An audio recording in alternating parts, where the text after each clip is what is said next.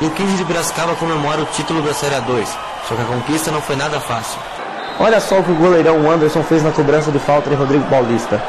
O gol brevista falhou, o Guarani abriu o marcador. Após o gol lá Ronaldinho Gaúcho na Copa de 2002, o bugrino foi comemorar com a galera.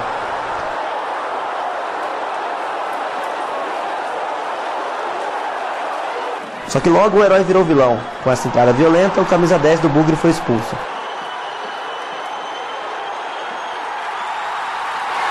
Com um a mais, o 15 foi por ataque. Nesse contra-ataque empatou. Belo corte de Adilson e chute no cantinho.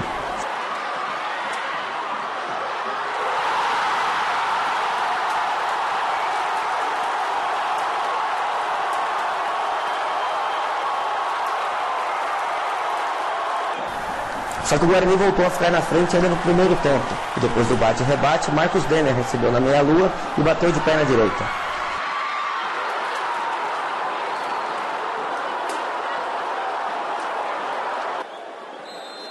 O empate do 15 só veio aos 33 minutos do segundo tempo. Paulinho chutou, Emerson deu rebote e Adilson, sempre ele marcou.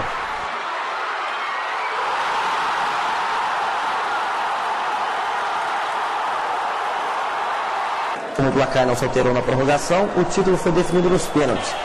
Aí o Anderson brilhou, ele espalmou a primeira cobrança batida por Dadá. Paulinho ainda perdeu a quarta cobrança do 15, mas o goleirão também defendeu o chute de Carlinhos.